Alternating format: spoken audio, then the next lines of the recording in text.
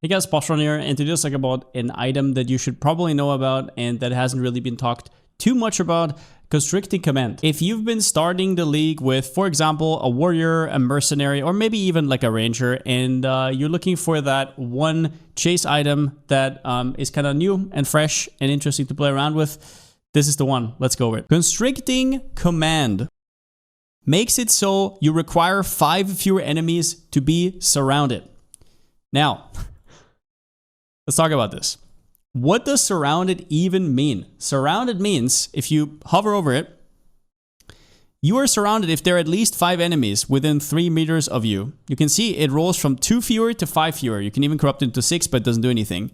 So if you have 5 fewer necessary to be surrounded, and surrounded needs 5, that means that you just get everything from surrounded modifiers. So if you were just as confused as me on league start, why the hell are they making all of these surrounded nodes, these absolute clunky ass nodes nobody's ever going to take? It's just for this helmet. We have the same situation as last league. The only difference here is that we're talking about a chase item, and there's currently only 0.2% of people actually using it because it's that goddamn expensive, and it is something you will have to pay up. It's upwards of multiple of divines. It's just a lot harder to get. You need to actually hit that 5 fewer to make it feel extremely good. And why that is, I will now show you with the nodes you get. Or even better, here I wrote it all down. So for 19 points, let's just talk about this first stat, 270% increased damage.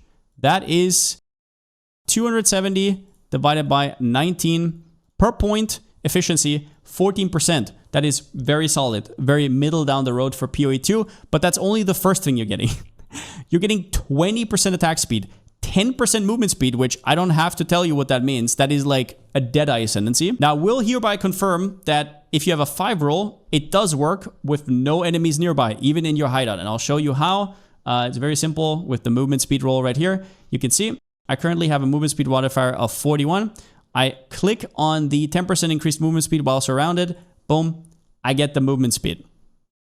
That's all there is to it. I have heard that this doesn't work with 4, and it would make sense that it doesn't work with 4 because then you would need 1 enemy nearby, but you never know with these kind of items. I'm just going to tell you right now what I've heard. You can try it out. I don't have the money to also buy that. So yeah, straight up, this will give you movement speed in your hideout, and you can also see that the dodge roll is considerably longer. 120% increased armor, 120% increased evasion, 10% increased deflection, and this is where you will see a little bit of a difference in terms of power level of this item. Is it's not just all offensive, it is also quite a bit defense.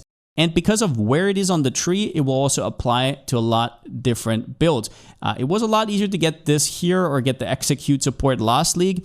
But if you're, for example, a Deadeye, you will probably want to go further up and not go all the way down. But if you are a warrior or you are a mercenary, obviously, this is perfect for you. It also incentivizes you to go block, incentivizes you to go deflection with either armor or evasion. Yeah, you get ailment and stun threshold in very high margins, and you get meter dodge distance. This comes from this node right here, 10% increased movement speed and plus 0.5 dodge roll distance. You could maybe combo this with, I don't know, cast on dodge, if that's still in the game. I don't even know. With the amulet that gives you extra dodge roll, I mean, like, knock yourselves out, right? But it's just a nice QL to have, and 2.5 life regen per second. And I just want to remind you that the passive tree here is usually not that giving. You're getting like 0.5 for a notable usually. This is 2.5.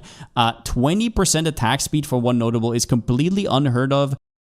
You're getting movement speed, which is very restrictive. You're getting a node like this. I mean, just completely, utterly ridiculous. These are kind of whatever, but that's still 20 and 45. Oh, by the way, the only node that I'm not taking here is Paranoia, which gives increased surrounded area of effect. If you have a 4 roll, a -4 roll, and you actually need enemies to be around you, which would be 1 enemy needs to be somewhere, you should probably take this for quality of life, but if you have -5, like I said, it doesn't matter. Now, on top of that, there is also a spear-based node, Focus Thrust, increased melee damage with spears while surrounded, also very efficient, but not 100% necessary. However, we're not done yet.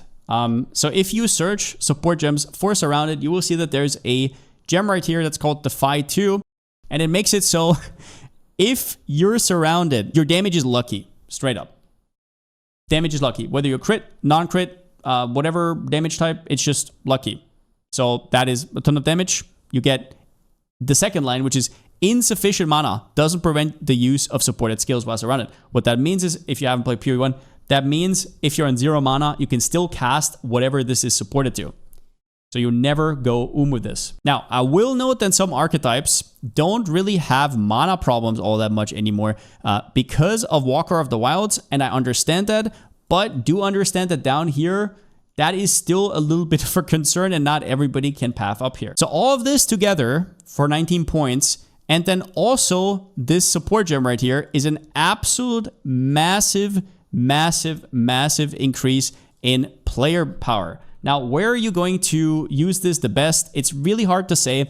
Lucky gets better the more spread your damage is. So what I'm thinking about is, for example, something with Hand of Wisdom in action and just like stacking lightning damage as much as you can, or go with something Fizz-based and Rizlafa belt. Or you cannot care about that much, but just use a skill that historically has always struggled with mana and needs a ton of, I don't know, needs to spend a ton of resources usually to fix that, but now it doesn't anymore. Now, once you start hovering over these notables, you will also notice that these small nodes are deceptively ridiculous, right? 30% increased evasion. That is double of what you usually get. And you take these, right? Like, those are not bad nodes. 25% increased damage. That could be like as low as 10% on a starting area. And now you're getting almost triple that. So what does that mean? That means we're in Titanland with Hulking Form. Once we use Hulking Form, these nodes look more and more ridiculous, right? You're hovering over them and you're just wondering what the hell happened here. You hover over here and you're like, oh, 45% evasion for a point. What I'm trying to say is this is a package. This helmet is a package. If you need your helmet slot, you maybe don't use it, but on most other builds that are attack-based and that are in this area, you will use it. Living Tower used to be a lot more flexible, I'll give you that. But for example, on my build, crossbow-based, I will 100% try and incorporate this into my build, and I will. But I'm sure there's a million ways to play this. I know it's a lot more niche, but I mean, evasion is very, very strong. Attacks are very strong. That area is not that hard to path to, right? There's a jewel right next to it. You're doing pretty well here in general. These are just like, it's a really efficient area. You're right here with Gem Enthusiast, which you want to take anyways for the 5% move speed, 5% life.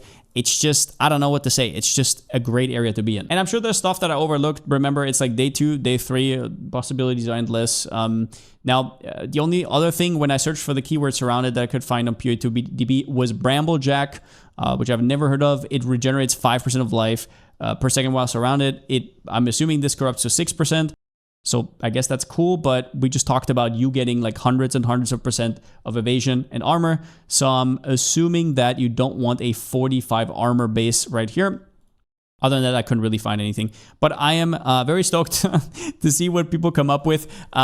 In my opinion, this is just going to be another absurd stat stick helmet that isn't all that interesting to build around. It's just stupid power. And that's all I got to say. If you have any tech, then put it down in the comments. Otherwise, I mean, it's just a stupid helmet. I don't know why they keep putting these helmets in the game. I guess we'll see. At least it's not as straightforward. It's like you have to build around it a little bit, but yeah, that's it.